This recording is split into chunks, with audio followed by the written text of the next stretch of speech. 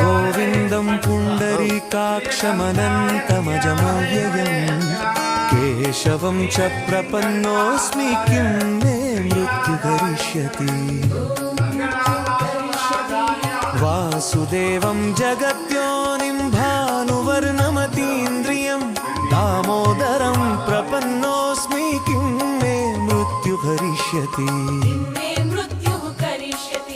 శంఖచక్రధరం దేవం ఛన్నరూపిణమవ్యయం అధోక్షజం ప్రపన్నోస్మి కిం మే మృత్యు కరిష్యతి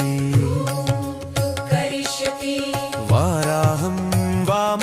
ఓం నమః శివాయ. శివాయ నమః. ఓం నమో నారాయణాయ. ఓం శ్రీం హ్రీం శ్రీధరాయ త్రైలోక్యమోహనాయ విష్ణవే నమః. ఓం నమో బ్రహ్మదేవాయ నమః. హం భూం రం ఐం శ్రీం హ్రీం ఐం మహాసరస్వతీ నమః. శ్రీం మహాలక్ష్మీ నమః. హ్రీం మహారుద్రకాళీ నమః. ఈ సంవత్సరము అంటే 2025వ సంవత్సరము డిసెంబర్ 30వ తేదీ మంగళవారము ముక్కోటి ఏకాదశి అంటే వైకుంఠ ఏకాదశి. ఈ యొక్క పర్వదినాన మన వెంకటగిరి బంగారుపేట బీసీ కాలనీ నందు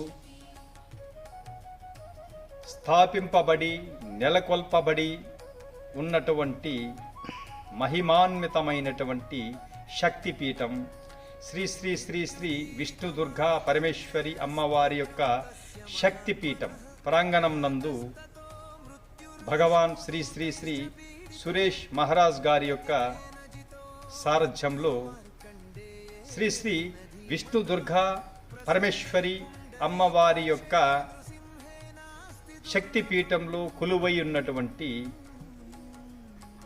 త్రిముఖ దుర్గా అంటే మహాకాళి, మహాలక్ష్మి, మహాసరస్వతి, క్రీం శ్రీం ఐం త్రిశక్తి అంశీభూతంతో పంచభూతాత్మకమైనటువంటి మహాశక్తితో అమ్మవారు అంటే శ్రీ శ్రీ విష్ణుదుర్గా అమ్మవారు ఈ యొక్క శక్తిపీఠంలో కొలువై ఉన్నారు.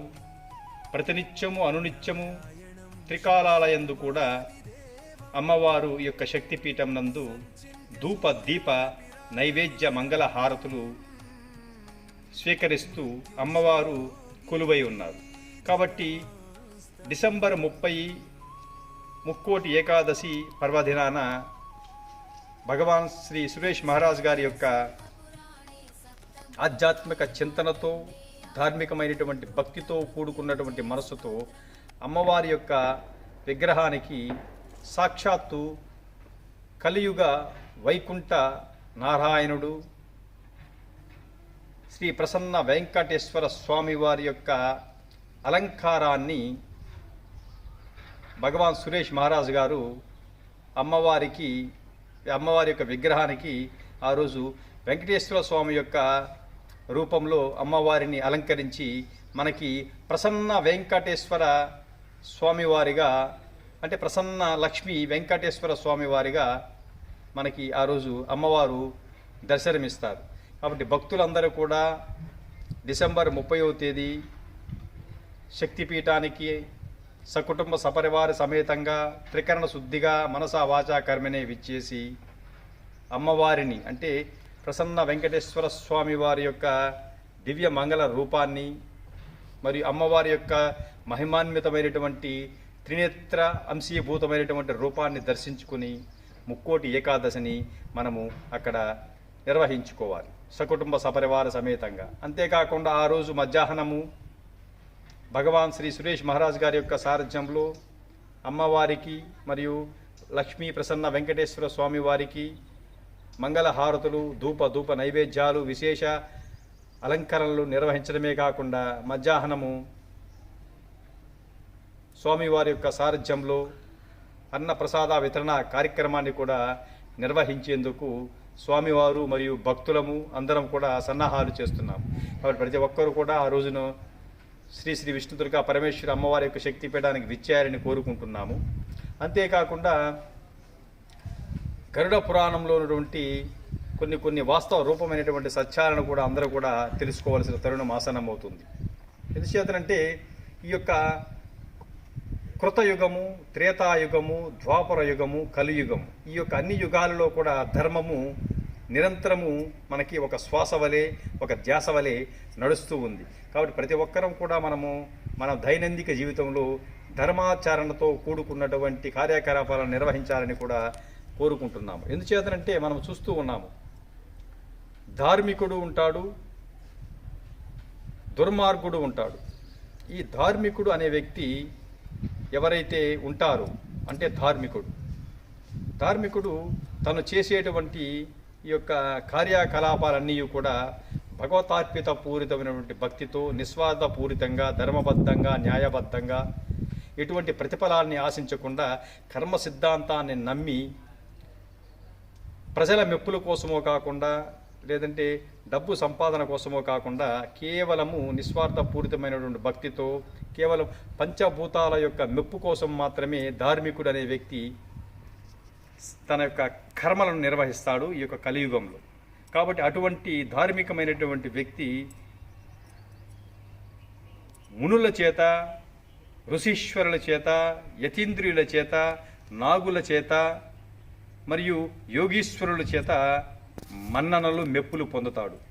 ఈ యొక్క దుర్మార్గుడు అంటే కలియుగంలో దుర్మార్గుడు అనే వ్యక్తి ఉంటాడు. అంటే ఈ యొక్క దుర్మార్గుడు కామ, క్రోధ, లోభ, మోహ, మదమాశ్చర్యాలను వశం చేసుకుని ప్రతినిత్యము అనునిత్యం కూడా అధర్మపూరితమైనటువంటి ధనం కోసము మరియు తన యొక్క భౌతిక వాంఛలను అంటే భౌతిక సుఖాల కోసము కర్మలు నిర్వహిస్తూ, అతి ముఖ్యంగా జనాల మెప్పుల కోసము, జనాల తప్పట్ల కోసము తిరుగుతూ ఉంటాడు. వారి యొక్క కర్మలు నిర్వర్తిస్తూ ఉంటాడు.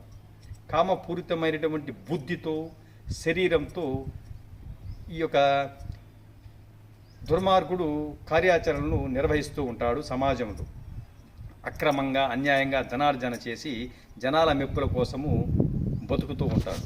కాబట్టి ఇటువంటి వ్యక్తిని గరుడ పురాణం ప్రకారం ఏమంటామంటే దుర్మార్గుడు, నీచుడు, పనికిమాలిన వ్యక్తి అని అంటారు. కాబట్టి ఇటువంటి వ్యక్తి ఎవరి చేత మన్ననలు పొందుతాడు అంటే మనుషుల చేత.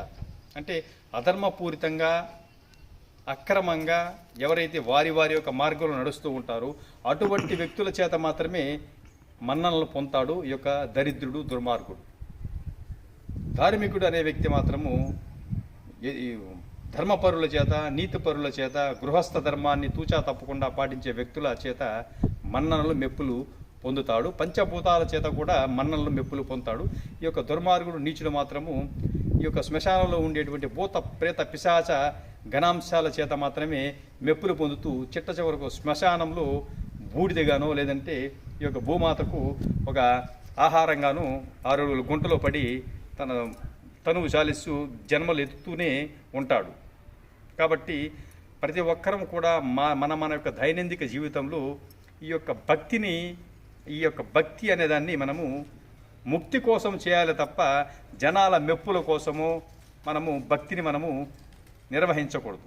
కాబట్టి ప్రతి ఒక్కరము కూడా మన యొక్క దైనందిక జీవితంలో నిస్వార్థపూరితమైనటువంటి భక్తితో మనం భగవంతుని ప్రార్థిస్తూ ముక్తిని పొందుతూ చిట్ట చివరకు ఆ యొక్క భగవంతుల్లో ఐక్యం అంటే ఆత్మను పరమాత్మలో లీనం చేయడమే మన యొక్క తత్వం. కాబట్టి ప్రతి ఒక్కరు కూడా ఈ యొక్క డిసెంబర్ 30వ తేదీన మన విష్ణుదుర్గా శక్తి అమ్మవారి యొక్క పీఠానికి విచ్చేసి అమ్మవారి యొక్క కృపా కటాక్షాలకు సకుటుంబ సపరివారితంగా ప్రాప్తులు కాగలరని కోరుకుంటున్నాను, వేడుకుంటున్నాను. మిక్కిలి హృదయపూర్వకంగా ఆహ్వానిస్తున్నాము మేమందరం. ఓం ఐం శ్రీం క్రీం నమో విష్ణుదుర్గా పరమేశ్వర్యే నమః. ఓం క్లీం హ్రీం శ్రీం సౌం.